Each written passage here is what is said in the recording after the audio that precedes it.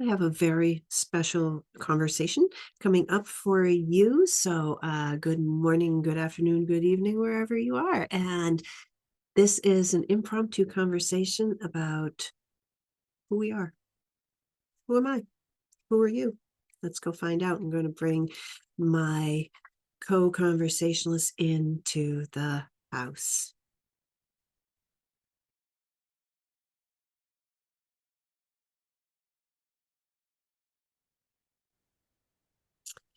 Hello, Allison. Welcome. Hi, Lydia. How are you today? I am doing great, and I'm really excited to talk to you. So, we've talked a lot, and one thing that we talk about a lot is kind of our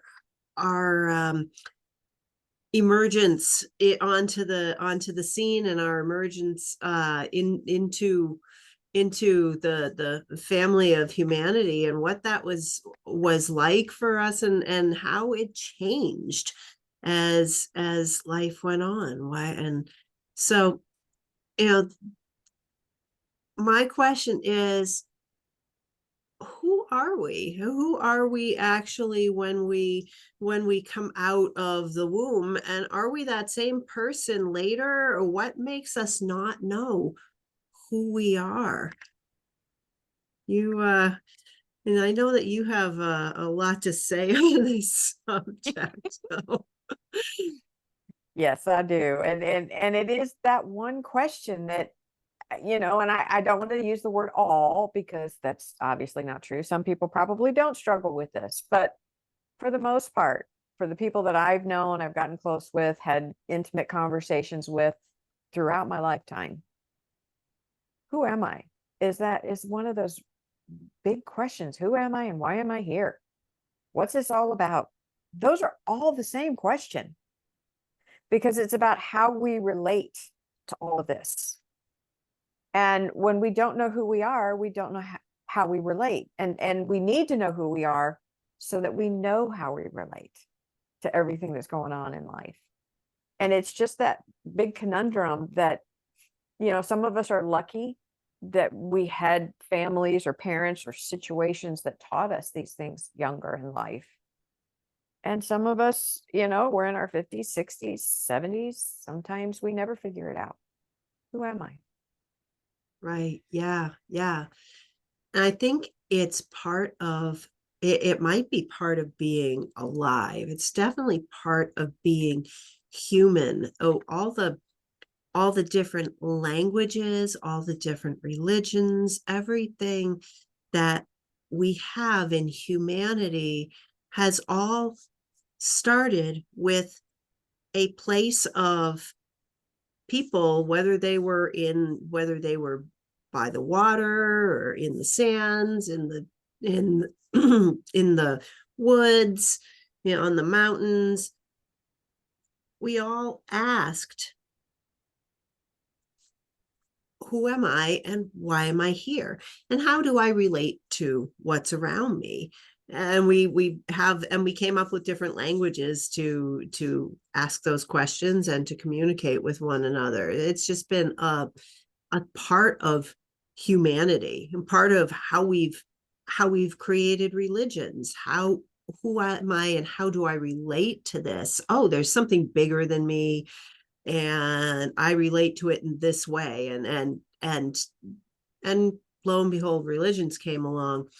There's something that now we kind of cheapen in that. And like, here you are, little baby, little girl, little boy, little munchkin that I love, and you are going to be nurtured in how to do the family business, or you are going to be really smart because your dad and your grandpa are really smart, or you're going to get everything you need because we have prepared. And then the preparations go by the wayside because something in life happens, and the kid grows up saying, I'm not sure what's going on because I've gotten 2 messages, or the kid doesn't want to do the family business, or whatever it is the society is telling us. And then we start later asking, who am I? It's the Mhm. same thing over and over again. So I think this is just intrinsic to our humanity and also our present story right now, us as humans, us as women, with our societal stories. So yeah. Yeah. And you just make me think of something that I fall back on quite a bit. And, as a coach, you're always learning, because it's not what you know, but how you can communicate it. And everybody hears things differently. So you have to keep finding new ways. And I love telling the story about, hey, back in the day, back in the 80s, when I got my college degree, yeah, I'm that old. I got a degree in psychology. And what they taught us back then is, by the time you're 21, 25, your brain is set, cells don't divide anymore. This is why you don't drink when you're young, because if you drink and you kill the brain cells, you don't get any more. And you're stuck with what you've got. And that your personality is set by a certain point in your life. Some people said by the time you're 7, and some people say, 21, whatever. But that once you had it, you were done. Mm. And so I've gone through so much of my life with that, we're stuck where we are. This is who you are. It's just who you are, and it is the way it's going to be. And now, with all the new findings that are coming out through the genetics, through the medical, through the DNA research, through the neuroscience and the neuropsychology that they're working on. And the reality is that our brains continue to evolve and grow and create new connections throughout our entire lives. And until the day we stop breathing, we can learn. And if we can learn, we can change. And part of it is learning who you are and then deciding if you want to accept it that way.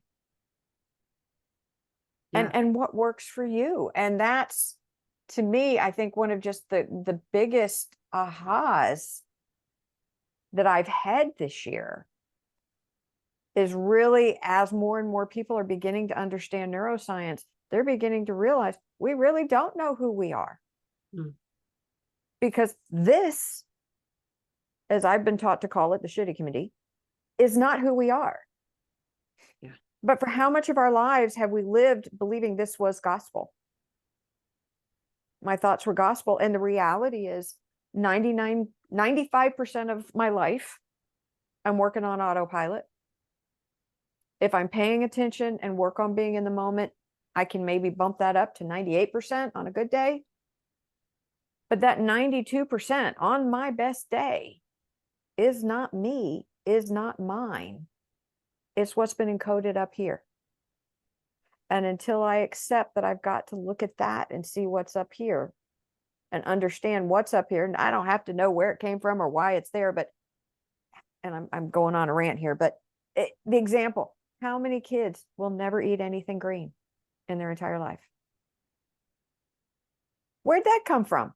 Some snotty-nosed kid at school did something disgusting with something green and said, we don't eat green food.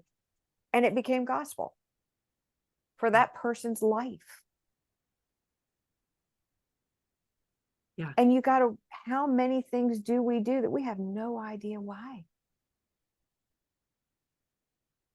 Accessing that memory is shocking for people sometimes when we say, I just remembered a thing that happened and it changed my life. And that's just the thing. If we can change in that way, that puts something in our brain so profoundly that it's encoded there, we can also change it to be whatever serves us. And said it so well that I believe in change. I'm a change kind of person. I like change. I like uncertainty, because uncertainty is the sum of all the possibilities. There are way more possibilities in uncertainty than there are in certainty. But we go through life being certain of certain things. It gives us direction. It gives us some foundation and some security. But when we find that we're pushing against those things, we can change. That's what learning is, that we can adapt, we can grow that gray matter up in our brains, and we can do it based on the other parts of us that are not really different parts at all, or part of the whole thing, but we ignore. That's our hearts and our guts. Yeah, when we have a feeling that something is not right, doesn't matter what's going on up in, where we think we live, it's not right. And when we adjust to that and adapt and say, okay, what is better for me, we find a better way. And that's learning, that's growth, that's change. And that's where I feel like we find who we are, but we still don't know what it means. We're so attached to finding meaning. Yeah, and it's so crazy because, if you look back at, as women, and I'm going to speak as women because we're both women here, but I know men have similar challenges, but throughout our lives, when we're little, we're a mother's daughter, we're a father's daughter, we're a sibling's sister. Then we become the big sister. We continually have these roles that change throughout life. And then we're a student. And then we're a college student. Then maybe we get married and we're somebody's wife, and we're a worker, and we're a mother, and we're this. And if you say, who am I? And you ask anybody, who are you? How do we normally introduce ourselves? Well, this is what I do for a living. And I'm married and I have 2 kids. Or I'm a grandmother and we give details. Is that who we are? No, those are the circumstances of our lives. Yeah. And that's how shallow we have lived our whole lives. Because the answer to who we are is, oh, well, I work for so-and-so and I do such and such. And then if pressed on the personal, here's my relationship and here's how many children I have or whatever. Is that who we are? And then there's that statement that says, oh, it's just the way I am. Okay, I get that. We all have things. It is the way we are. But what I've learned throughout all of this work is that, and the older I get, is that, there may be who we are, but then there's also who we choose to be. And that person that we choose to be doesn't negate who we are, because there are things about us that are who we are, and it's how we operate. And we were talking earlier about sometimes the things that other people might see as a flaw, that's our zone of genius. Yeah. It's what makes us able to see things that other people can't see, or do things in a way that other people can't do it. So for me, it's not as much asking that question, who we are, but for me, it's I used to say, well, one day when I become an adult, and I keep waiting, but I think it's somewhere when you get to that place where you're really comfortable in your own skin, you're an adult. Still doesn't define who we are. Right. But it gets you closer. But at the same point, who we are, that is what's there. But on a daily basis, I ask myself, is this who I choose to be? Mm-hmm. And in those choices, I get myself closer and closer to that place between who I am and leveraging all those strengths. Yeah. That might be seen as flaws and might be seen as problems for other people, but I see them as strengths. Being able to adapt to these flaws, to these places where we break. Are we actually broken when we can fix ourselves? We're perhaps injured, but not broken. There's so many ways in which we identify ourselves. We have these personas that you were talking about, and Sometimes we say, well, sometimes I'm this and sometimes I'm that, depending on, I need my downtime, but I also like to go out and be the life of the party. And those are personas. And there's the persona of the person who we are as an academic, who we are, and are we less of an academic when we're at home actually coming up with new things in the kitchen that are creative and based on a lot of background and are able to put that together. If that's something that we can do, is that not academic? Sure it is. It's part of that. It's part of all of who we are, but yet we have those. That's us in the kitchen. That's us being the cook. That's us maybe being the wife. That's us maybe being the creative, whatever it is that we think. That's one of our personas. And then there's another thing that we may or may not come to in these terms, but we may, if we go to school and are asked, or there's the hero's journey, right? And every human has this hero's journey, right? But is there just one? Do we do we need to fit into one line? Do we have to fit into a certain mechanic that is that hero's journey? Or is it just, where have I been? Where am I going? What do I want? And that's the thing that I think gets to me, to the heart of who am I, is what do I want? Because so many of us ask that question and we say, I don't know. I have no idea what I want. So if I Yeah. don't know what I want, then who am I? And we go through life asking this question, who am I? And it seems like it's such a critical question, and it knocks us all off our feet multiple times throughout our life. But I wonder sometimes, is it really important to know who we are? And because we go through life evaluating everything about ourselves based on everybody else. It's that relation to everything and everybody else. And in my book, I talk about the 8 people that come into a relationship. And it doesn't matter if it's marriage, if it's parent-child, if it's whatever. We have 8 people that come in. And 99% of the time, our relationships are pretty jacked up. Just through experience, I can tell you that's been mine. You might have had some of that too. And if you look at the 8 people that come into every relationship, the who am I becomes less important. And so I start with who I am and who the other person is, whether it's your mother, your father, your sister, your best friend, your husband, whatever. Who are they? Well, if I don't really know who I am, I'm guessing they probably don't really know who they are. So who I am and who they are probably doesn't really matter, because we don't know. We don't know. So we're going to skip that. So then we go to who I think they are and who they think I am. Well, now we really got it a little, complicated, because what they think of who I am, if I can't figure out who I am, how do they know who I am? So let's not even focus on that couple, but that's a second couple that comes in, someone that thinks who we think they are based on our experience, not theirs.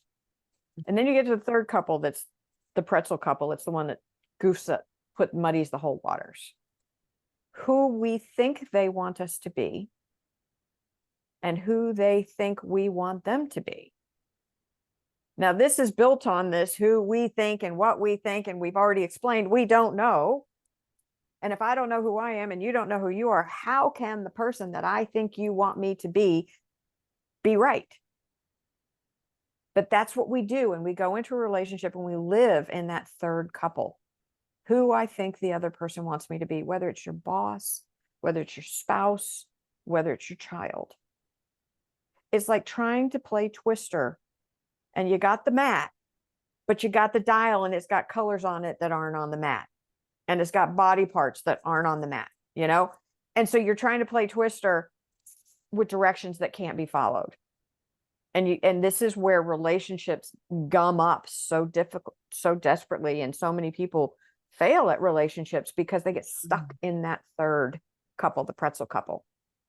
Yeah. But when you get to the last couple, which is the one that I think is the important one, who I need the other person to be and who they need me to be. And that's where, if we can get beyond, because where you find the pretzel couples when people don't know what's going on, but when you focus on what you need in a relationship, that's when you're kind of digging down into who I am. Mm. Okay. Because as a human being, I need air, water, warmth, sustenance. Okay. That's who I am as a human being. As a daughter, what do I need? I need my mother to be nurturing and loving and teaching me things. I need my father to be teaching me what a man should be respected, how a man provides and protects, how a woman nurtures and nourishes. And those are the things that I need. And if we go into each of our relationships, and instead of saying, what do I think they want from me and what do I think I want from them, but really get to that point of what we need. And does this relationship serve me? I need my teacher to teach me. What do I need from my friends? What do I need from my spouse? What do my children need from me? What do my parents need from me now? And in the end, there's that Maya Angelou's quote, because in all of these questions, we come up with all the bad stuff. That isn't it easy to figure out what we don't want first and what's wrong first? Mm-hmm. Ask somebody what's good about them, and you'll be waiting for a while for an answer. Ask them what's wrong with them, and you might as well take out a notepad and paper, and you're taking a long list. Mm.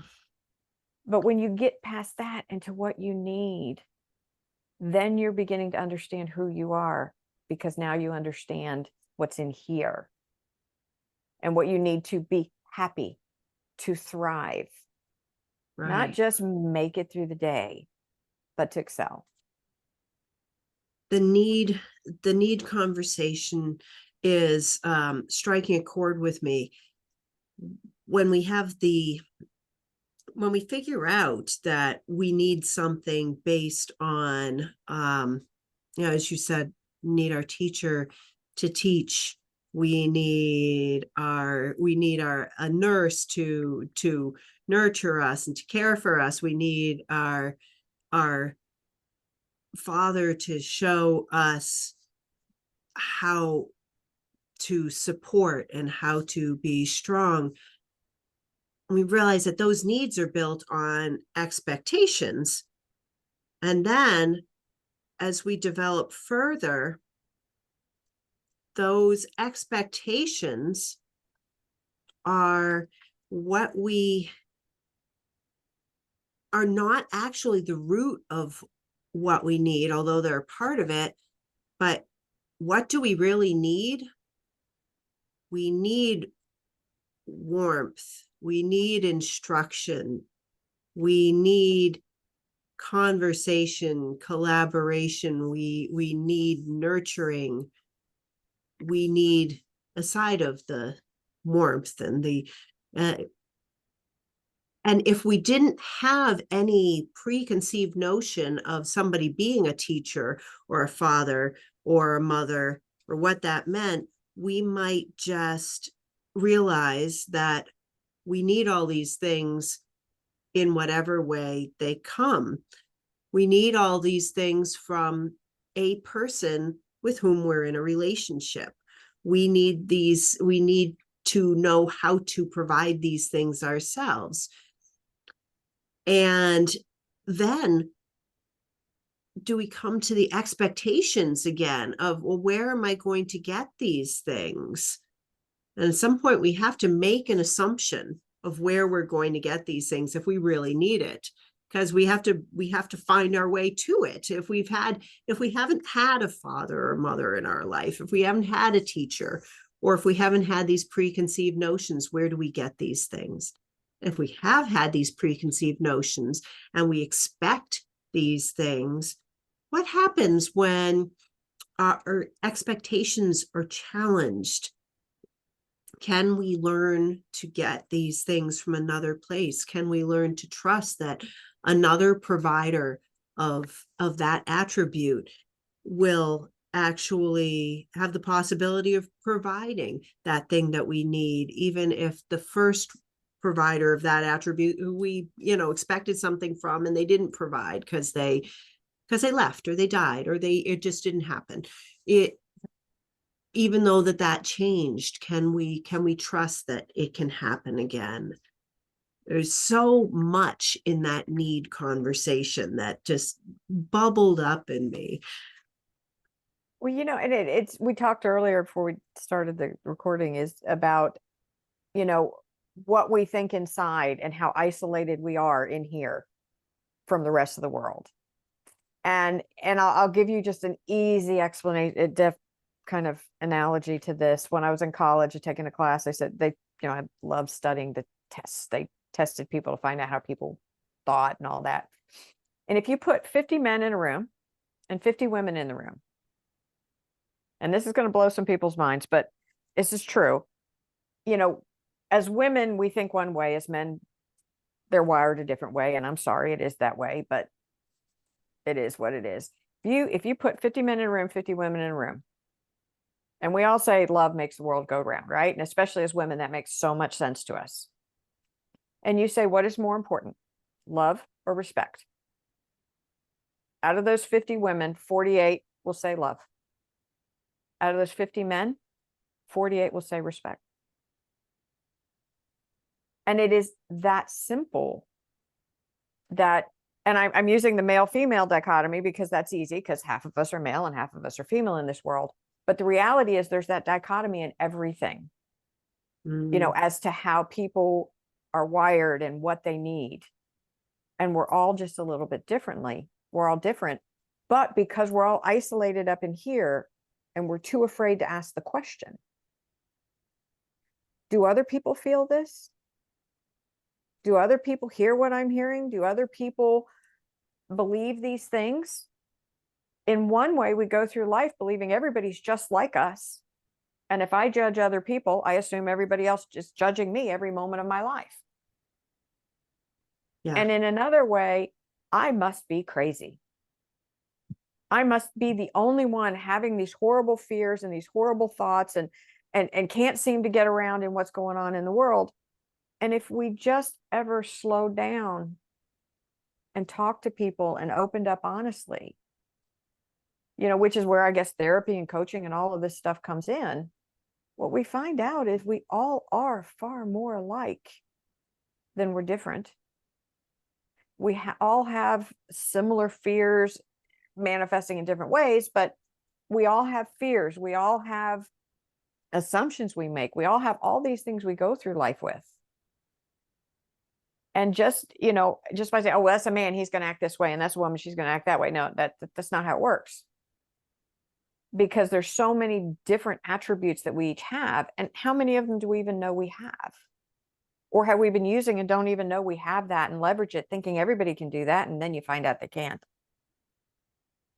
Yeah. And we take those assumptions, and with our own different attributes, some of our assumptions that we make, I mean, they're all meant to support who we are, who we don't know who we are, but we're to support that journey. And when there's something that is not as expected or not as we assumed, some people will say, well, nobody's predictable and nobody's able to be trusted. Other people will just say, that was an anomaly, and let's just keep going with the status quo. And it depends on what it is that supports us and because we are alike in that we need to have some sort of way in which we can maneuver in the world with who we are. Mm-hmm.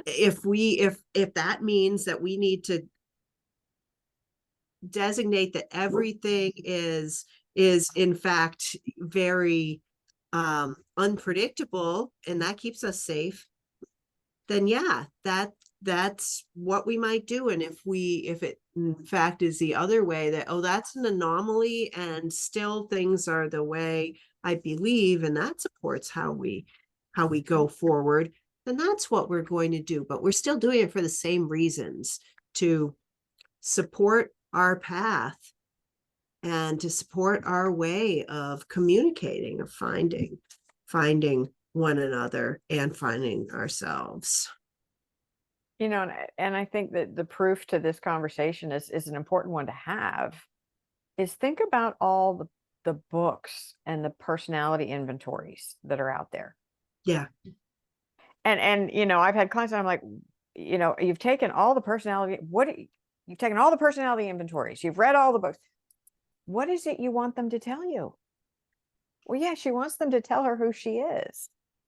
But does those results on the test say who she is for her whole life, or does it say who she is at this moment? And since degree in psychology, I've been studying this my whole life. You know, you give me a personality quiz and you give me a chance to take it later, I'm going to take it later. And guess what? Every time it's different. Yeah. Because I'm constantly growing and changing. Does it mean I'm getting to know myself better? Or does it mean based on the circumstances I'm in at that time, I'm reacting to the world differently so that I can, as you say, survive through it? I don't know. And Right. maybe a little bit of both. Maybe a little bit of both. But in the end, it's not what happens that derails us. It's how we respond to it. Bingo. And those responses relate to everything else that's going on in our life. And if we're in a situation, let's say, you know, where I was raised in my household, it was a war zone. You didn't do anything right. There was something wrong with you all the time. Nothing was ever good enough. It was just that way. You know, you go through life questioning everything. Questioning, is this good enough? Trying to be perfect, trying to do these things. Okay. And there are times in my life when I probably was very dysfunctional. And fortunately for me, at some point I said, you know, I don't know what love is, but I want to learn. I don't know what it is to be loving or be loved, but I want to learn. And I want to choose, because we do get to choose in the end. If I ever do a TED Talk, the title is going to be, It's Always Been Your Choice. Because with our DNA and with what we've been exposed to and taught and learned our whole life and all our experience, we still can choose to rise above. So when you grow up in a family that doesn't say, I love you, that doesn't hug, that doesn't say, I'm so proud of you, oh, I'm so happy for you, but yet that's who I choose to be and have chosen since I was in my late teens and early 20s. I wanted to learn, and I've been learning, and I'm learning every day a little bit more and more. So I, you know, kind of in the Greek mythology, when you read all of the plays and the stories, there's a common theme that you don't really know who you are until your final act. Because the villain becomes the hero becomes the villain. You know, it's in that final act that gives you your measure of yourself as a person. So Yeah. do we really need to know who we are? Or do we need to know our worth? Right. Is that search for who we are is because we're in search for our worth, which our worth can change as we change and as we grow and as we expand ourselves and our world. Who we are, we may never know, because that's DNA and experiences that we may never remember. So which is important? We spend our lives searching for something that is changeable, is malleable. Mm-hmm. So will we ever truly know the whole story? No. To me, right now is what's most important. There's no point in saying that I'm going to, what's in the future is most important, because I may not get there, and that's okay.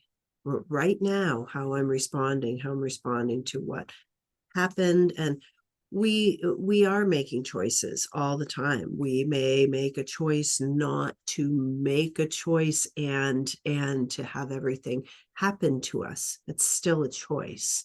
We are choosing. What where I find sometimes that we get stuck, some people more than others, some people not really much at all, and some people a lot, is in asking the why or the how. How am I going to do this, and getting really stuck in that process? Or why is this happening to me? Why do they act that way? Well, you're not them.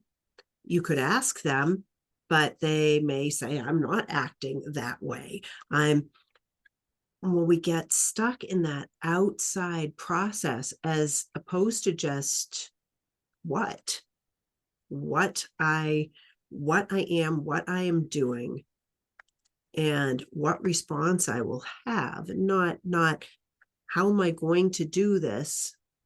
So when we actually let that happen, we tend to be more open to change, more open to how we will learn, as opposed to saying, I'm going to figure this out before I have the information. And why do these things happen to me? Why do, and I think, we all go through this at some point in our lives, and we either get stuck there or we don't. But why does this happen to me? Why do they do this thing that I wouldn't choose to do? We don't have enough information to answer that question. That is so true. And most of us don't even understand the world we live in. We have no clue what's going on out there most of the time. And there's that paradigm of life happens to me, life happens for me, life happens from me. And again, it's that matter of where you are in that spectrum of understanding how the world works. And when you don't understand anything about the way the world works, and it's all just a crapshoot, everything's happening to me. And when it's happening to me, I'm a victim because I have no control. I have no choices. Right. It just happens and I have to accept. And being the victim, it's not a good thing. It doesn't feel good. And it's not productive. Yeah. When you start realizing that maybe you do have some control and that you can lift yourself out of that victim space and start creating a life that's easier to live, that's when life starts happening for you. Hey, wow, I don't know how that happened. You bought the lotto ticket and it was, you got some money off of it. I don't know how that happened, but I'll take it. It happened for me. Okay. Yeah. I did a little action. It happened for me. Hey, something happened and it worked out in my favor. Life, even though I don't know what I'm doing, life is happening for me. This is good. It's still a serendipity, but at least we're seeing the benefits that come out of it. Yeah. But when we truly work on this conundrum, who am I? Why am I here? What is my worth? These are all the same question. Yeah. How do I relate to the rest of the universe? When I realize that life can come from me because my actions substantiate what I want the outcome to be. Mm-hmm. They're in alignment. And I know that I want this and I'm going to act accordingly, and it can happen. Not that it is guaranteed to happen, but it can happen. And then it does happen. That's not a coincidence. And that's when life is coming from you. It's, you can put all kinds of metaphysical stuff all around it with manifestation and this and that and the other. But it's a simple equation. I can do this, and this can happen. And when life starts coming from you out of that very simple linear equation, everything changes. Yeah. And there's the and while it's a simple linear equation, it's not something that people see, or they see the places in between those actions, those energies. And that is another way to it. When we make it happen, then it happens more for us. It's kind of beautiful. If we never get there, it's hard to say what path to take. We can say it's there, but to say just do this, exactly do this, that often doesn't work for people. Manifest it in this way, and people say, I believe in it.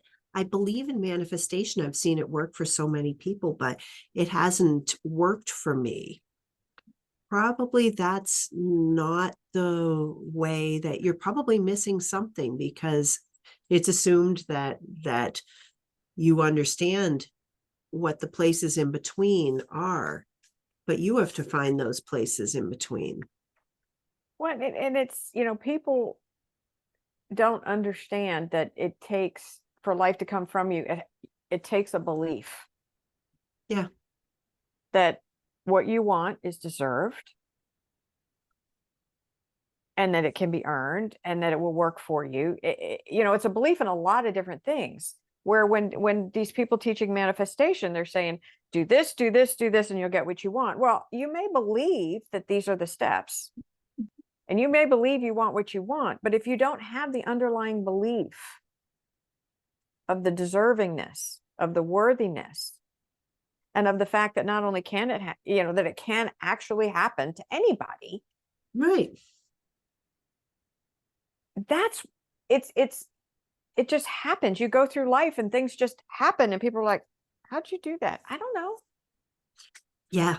Every one of us believes something, and that thing that we believe is what our life is. We may not know who we are, but for sure, if we believe that we're going to be hurt, we're hurt. If we believe that we are educated, we are, and we're going to continue to be educated. And if we believe that we get what we deserve and we need, then sure enough, we do. Whatever we believe that we deserve, we get. Every single one of us. Yep.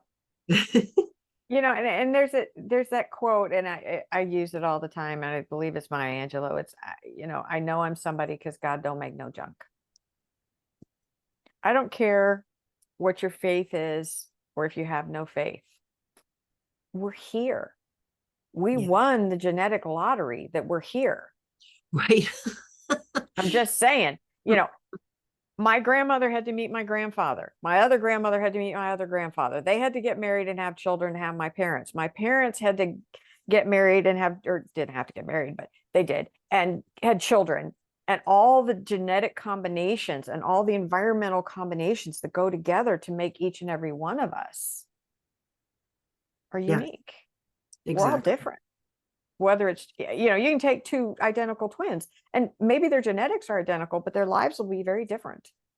Yep. Their personalities will be different. They may grow to different heights, to different statures. They may learn to do different things. And that's the environmental impact. Yeah. And so that's where we need to be aware that it comes from that place of understanding where we are in the world and how the world operates. And maybe we don't need to know exactly how that all works, but that belief and that faith that we are somebody and we are deserving. And that is one of the hardest things, especially working with women, to get them to understand, that whole love thyself thing. That's tough. You announce publicly and something, oh yeah, I love myself, and people are like, ooh, must be a narcissist. Right. Ooh, selfish, all stuck on herself, but how can you believe that someone else could truly love you and that you're worthy of love If you don't even love feel yourself? like you're fundamentally lovable, like you, yeah. If you can't love yourself, if you're not fundamentally lovable. And here's the thing, everybody is looking to belong and looking to be loved. We can't, and really to belong is to be loved. And Mhm. yet we can't figure out how to belong. And the more we push against it, the more we push things away. But we all belong. We were born belonging. We wouldn't have been born if we didn't belong. Mhm. We are here and we belong just immediately by virtue of the fact that we are here. We belong. And I would put it to people this way: when you want to know who you are, think about those times in your life when, just out of the blue, what you needed popped in to your lap. Mm-hmm. You met somebody that had the piece of information you needed. You met somebody who knew somebody. You were frustrated and you said something out loud, someone overheard you and goes, "Oh, wait a minute, I got someone," or "I Yeah. got something." Yeah. Or, "Oh, you're sharing just something that happened to you and how heartsick you are about something. Oh, I've got this great book or a great podcast or someone you can talk to, and it's exactly what you needed." Yeah. We're all connected in that way. That's right. And how many people in our lives have given us some of the best advice and saved us in a moment of panic? And do we even remember their names or what they looked like? We remember maybe when they saved us, but do we remember their names? Do we remember what they look like? Do we remember who they were? So maybe the important thing is knowing that you are somebody, and it's up to you to define what that means. Yeah. And that we do get to choose, that we have things that, I may have been born in America and English is my first language and I was culturalized as an American, Anglo-Saxon, whatever. Does that mean that's all I am? All I can be? Or can I learn other languages? Can I understand other cultures? Can I try to adopt and adapt to the beautiful things in other cultures other than the ones I was raised with? Yes. And I'd say, But that, yes, yes, you can. Yeah. And the belief that you can, and the belief that you can feel however it is that you want to feel, and how we are, and how we make people feel are all parts of of what people remember, how we're remembered, and how we remember them. It's all about how they made us feel or how we felt at the time. It's a and it's a journey. Enjoy it Mhm. or not. If you don't want to enjoy your journey,